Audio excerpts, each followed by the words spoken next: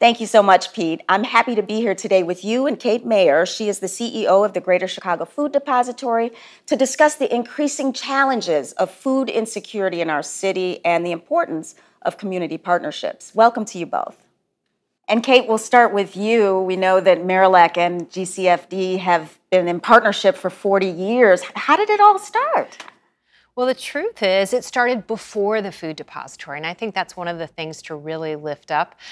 The Food Depository is only 41 years, and Marillac, of course, is much older than that. And the truth is they were on the front lines of responding to the needs long before the Food Depository came into being. But it's one of the reasons the Food Depository came into being is we knew that there were great organizations that needed a consistent supply of food.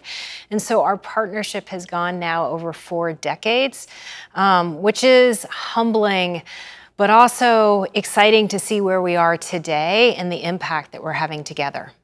And that impact has grown since the pandemic. Oh my goodness, has it ever? And that is sobering. I think when we reflect back to a time that we'll probably look back at as thinking of as the best of times, we were already doing a booming business together, meeting the needs of individuals and families in this community. But of course, there has been a surge of new people as well as people who were users of the services of Marillac before, but who now need programs even more. It's really quite sad. Pete, how has the spread of COVID affected MSV and the communities that you serve? Sure. So on the north side, we're drawing people from all over the city. And then in East Garfield Park on the west side, pretty much in that community, but predominantly the Black population in Chicago. And as we've all heard, all populations of color have really disproportionately been affected by the disease itself for any number of different reasons.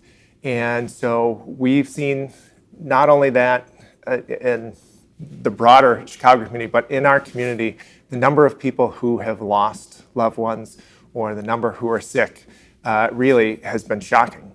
And we see, our seniors that are afraid to leave home. So we've done, they don't go get their prescriptions. They don't go out to get food.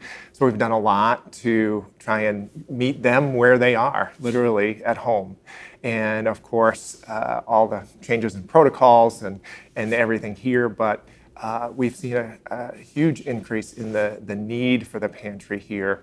I think probably the statistic that really stands out in my mind is that in the first probably call it month, mid-March to mid-April, we saw a 43% increase in the people who were coming for the very first time to a food pantry or people who hadn't needed a food pantry in a year. And so that really told us just how much people were being affected out there, certainly on the health side, but also just losing jobs and reduced hours, making them food insecure and needing someone to step up and help them. And thank God you're there. Kate, what role do the volunteers play in terms of supporting the infrastructure of food distribution? My gosh, volunteers are the heart and soul of everything we do. I know that's the case with MSV, but that's true across the network that we partner with. Every day, it's the volunteers who have been there, making sure that their neighbors have food to eat. And I'll just say, I think it's one of the really unsung stories in this pandemic. The resilience of community-based, trusted partners, organizations like MSV, but also the volunteers, men and women who they themselves may have had reasons to stay at home and make sure that they were protected against the virus, but whose calling and whose mission demanded that they be on the front lines. And we are, as a result, a greater, stronger, healthier Chicago because of those volunteers. That's right. And it's my understanding that MSV has had many volunteers prior to the pandemic. How have you had to pivot in this time? Sure. A number of our volunteers were from the community and some of the people who actually used the pantries. And they were in high-risk groups. And so we couldn't have them come. And so we had to do a lot of recruiting of new volunteers. And with people who are actually working from home or people who were laid off, there actually was a population out there ready to come and serve. And so we've gained a lot of new friends who, and just like Kate said, they have been the backbone of making everything work. And we're thrilled to have them, and it's continues. Even as people get called back to work, they're finding ways to help out. Oh, well, that's great. That's really great. Now, I understand you have something called Food Rescue. Kate, tell us a little bit about that. We are passionate about food, and one of the things that we do is we collect food from retail grocery stores, from restaurants, and make sure that that healthy food doesn't get thrown away, but in fact can get linked directly to people in need. So 24 hours a day, we have trucks on the road at night, during the day, rescuing food from retailers, from stores, and making sure that that food then gets directly to people safely and quickly, so that individuals can enjoy the same food that you and I might pay a lot of money at a particular restaurant to eat. And I would just say that linking people to food is so critical right now. There are so many people for whom even that most basic necessity is a struggle to reach. Mm-hmm. And so when you say food rescue, it's like at the end of the day, if there's leftover food, instead of throwing it away, it would... Absolutely. So literally every day, Food Depository trucks are going to every retail grocery store in Cook County, and also every Starbucks store, many fast casual restaurants, picking up sandwiches, boxed salads, using refrigerated trucks, and making sure that that food gets directly to great programs all across this community. That's pretty awesome. Pete, there's been a lot of discussion during the shutdown about children who typically get lunch during school. Tell us about the Kids Cafe and how you're addressing this issue. Yeah, Kids Cafe has been a program that we've had here for 15 years. So it's been well loved for a long time. And in the summertime, it helps with when the kids are here with us during the day, but particularly when it's the regular school year. It's one of the main meals that kids get during the day after school when they come, and it's a hot meal. And right now, we've had to shift to where that's a cold meal, basically a sack lunch, and they are missing, from what I understand, that hot meal, and can't wait till we can get back to it. But at least you can still feed them. Exactly, and that's the most important part. Right. And as kids are doing their e-learning with us, kids who normally would either be at CPS or a charter school, the fact that they're here with us, the other bonus for them is they know they get a breakfast meal and they get the Kids Cafe. Exactly. So Kate, you've said in the past that GCFD is more than a food bank. It's a food justice organization. What does that look like? Well, I come to this work with this belief that food isn't a luxury, it is a basic human right. And yet, for far too many of our neighbors across Cook County, before the pandemic, it was 800,000 people, and we know today it's probably about 1.2 million people, our neighbors, who struggle with just getting enough food into their household.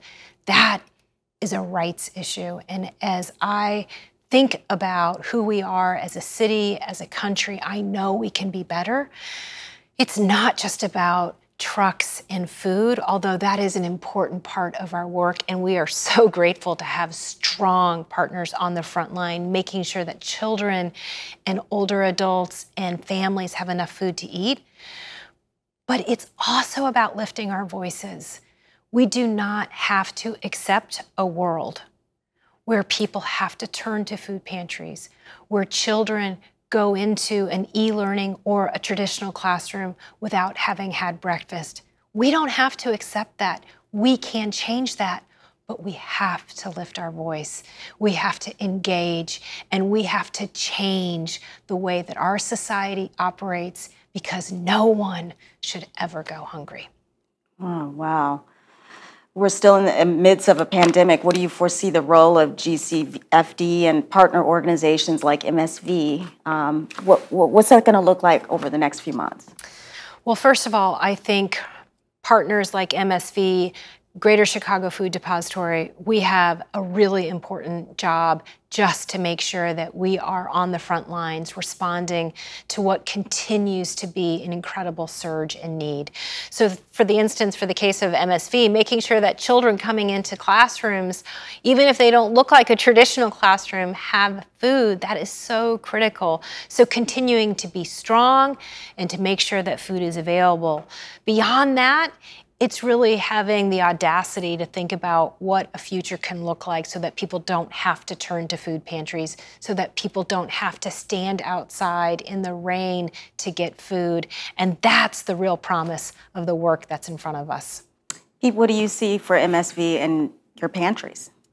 Well, continued partnership with GCFD, and they've been fantastic through the pandemic and all that they've supplied and going above and beyond. So certainly relying on that partnership continuously.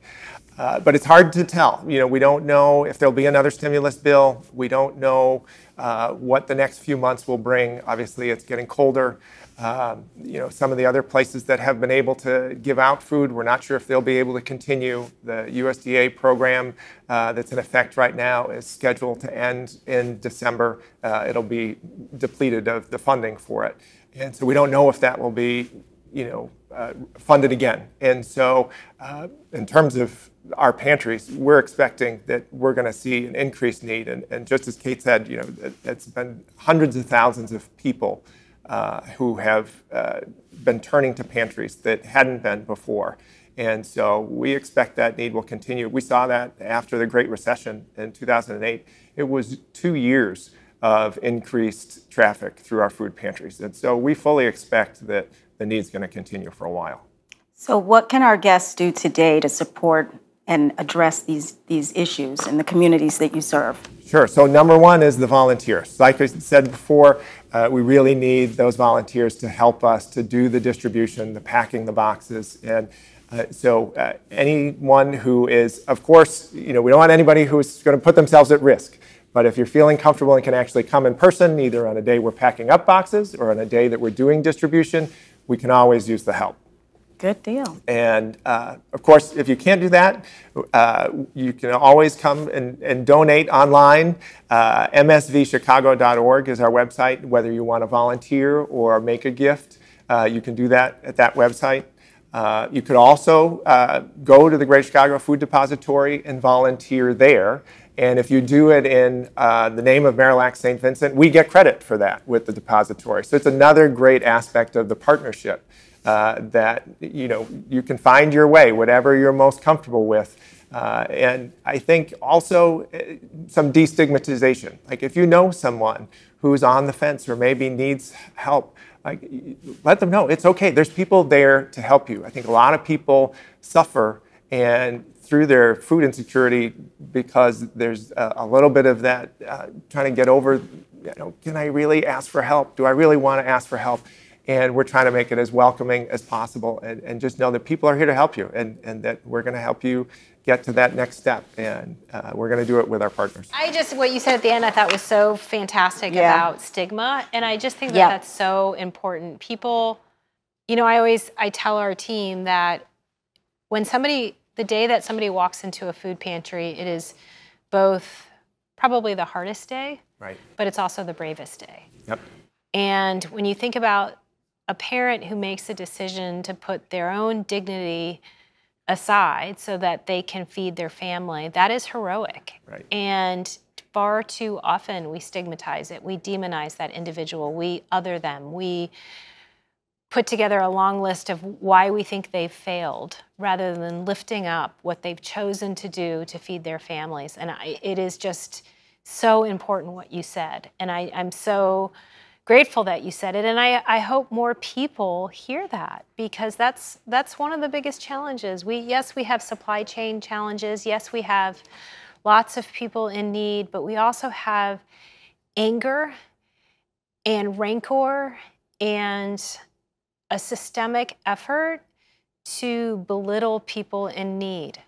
Yeah. And that is a deeply, deeply troubling part of the time that we're in. And it's heartbreaking to see because I don't know a single parent who feels proud of having to ask for help. Yeah, it just stands in the way sometimes. Yeah. Absolutely. It's actually, I think we should maybe, I'll be back at work next week. You and I should talk. We could do a story about that to kind of. Would love it. I think people need to hear that. I also would just lift up the work that you're doing around children, because I think, you know, there's a lot of data that's just recently come out about households with children. It's staggering, and it has huge implications for the future of this country. 40% of households with children who are African American in this country are food insecure. Yeah. And I can't imagine what our world looks like if we have children who haven't had enough to eat when their brains are developing. Yeah.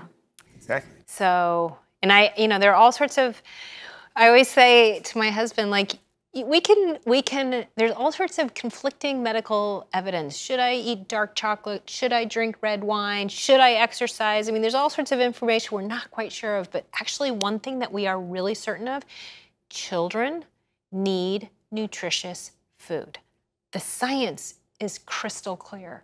And what happens when they don't have access is devastating, and it will stay with them for a lifetime. 90% of the brain development happens in the first 3 years. Yeah. If you're not eating properly in those first 3 years, that's a lifetime effect. That's right. Because that part of your brain just didn't develop because it was undernourished. And it's not just academic. The data is clear. You will not perform as well at school. You are less likely to graduate. You are more likely to live in poverty. You are more likely to be incarcerated, and you are more likely to have disease and die an early death. That is what we are offering up to these children right now. And when you look at how many of these people are living and some of the ills in our society, you know, you say that and you're like, okay. Because I had someone ask me, you know, we're talking about systemic racism, but what about the people in the community who are acting out, you know, who are doing all of these things? Well, what you just said was, if they grew up like that, right? You know, and this issue, and you pointed to this. This is where I was like, oh, I want to talk about this. I wish we had an hour. This is such an important point, and I'm so glad that you said it, because I think it's brave and it needs to be said that we have to be explicit about the fact that there is systemic racism, and that is why we are seeing what we're seeing. It's not that COVID all of a sudden turned everything that was perfect upside down. It's that we had vulnerable individuals before COVID. We had African American and Latino households disproportionately affected by food insecurity, disproportionately affected by economic turmoil and insecurity, disproportionately impacted by health disparities, by life expectancy disparities, more likely to live in poverty. And so when COVID came along, it was one more layer. And the result is African American and Latino households are carrying the burden of this disease. And we can't just sit here and nod and do things the same way that we were doing. We have to double down, and we now have to say, what are we going to do about that? How are we going to make sure that not just every child, but explicitly, what are we going to do to make sure that African American children, Latino children have the food that they need, not just to eke by, but to thrive? Because that has not happened. And I will also say this is why we need to lift our voice, because I feel like at every turn, we get some pushback sometimes from our friends in Washington, D.C. Sure. And it's so important that our federal nutrition programs are not just the bare minimum, but that are actually set up for children to have enough food to eat all of the time. Yeah. So I'll get off my my soapbox, but I have opinions. And well reasoned, and it's go on the road. And yeah. So at any rate, it was wonderful. I loved this conversation. Thank you so much for making the time, both of you. This is huge for us.